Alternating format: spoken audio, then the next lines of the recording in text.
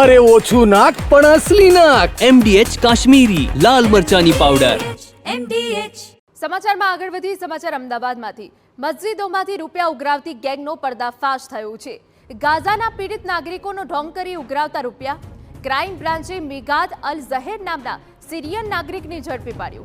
આરોપી tourist visa પર ભારત આવ્યો હતો. વૈભવી જીવન જીવવા માટે રૂપિયા પડાવવાનો કારસો રચ્યો.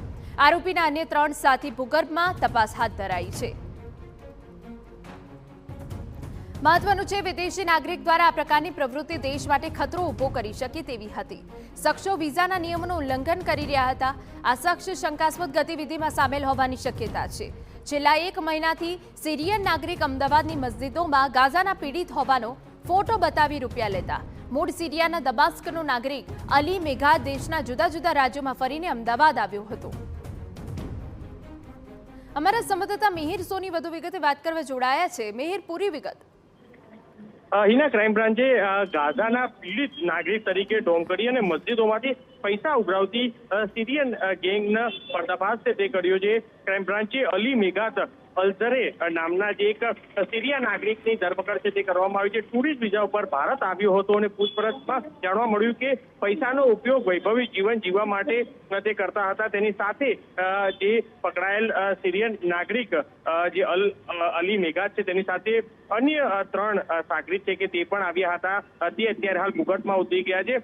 આ પ્રવૃત્તિઓ દેશની આંતરિક સુરક્ષા માટે ગંભીર ખતરો ઉભો કરે તેવી હતી. જોકે ક્રાઇમ બ્રાન્ચને માહિતી મળી હતી અને જેના આધારે આશ્રમ રોડની જે એક હોટલમાંથી તે લોકોની પકડવામાં આવ્યા હતા. વિઝાના નિયમનું ઉલ્લંઘન કરી અને આ શંકાસ્પદ ગતિવિધિઓ છે તે લોકોની સામે આવી છે. અને જો વાત કરવામાં આવે તો આ જે પકડાયેલ સિરિયન નાગરિક છે કે જે ગાઝાના જે અલીને ડિટેન કર્યો હતો તેને બ્લેકલિસ્ટ કરવા અને ડિપોર્ટ કરવાની કાર્યવાહી છે તે અત્યારે હાલ કરવામાં આવી છે. પરંતુ જે પ્રાથમિક માહિતી જે સામે આવી છે જેમાં છેલ્લા 1 મહિનાથી આ સિરિયન નાગરિક અમદાવાદની મસ્જિદોમાં ગાઝાના નામે પૈસા છે તે ઉઘરાવતો હતો. જે 23 વર્ષીય અલી મેઘાત મૂળ સિરિયાના દમાસ્કનો નાગરિક હોવાનું અત્યારે હાલ સામે આવ્યું છે. અને દેશના જુદા જુદા રાજ્યોમાં તે ફરી અને અમદાવાદ છે તે પહોંચ્યો હતો.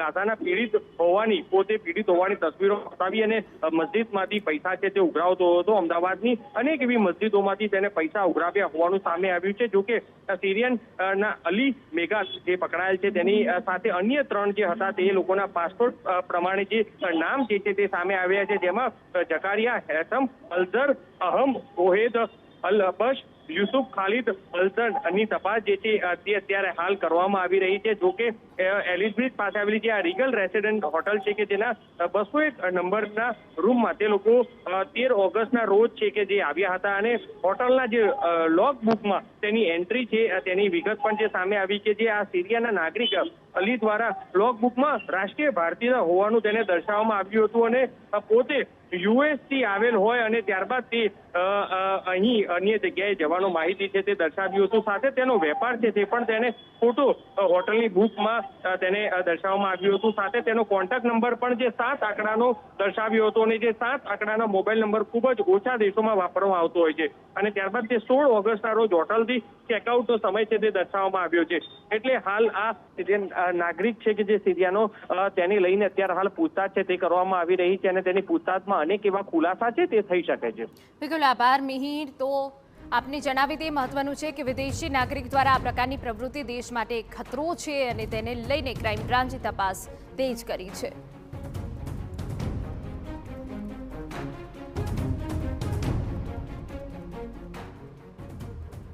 MDH ચણા મસાલા. હવે છોલા હોય કે ચોળા, સફેદ ચણા હોય કે કાળા ચણા, બધું મજેદાર બનશે.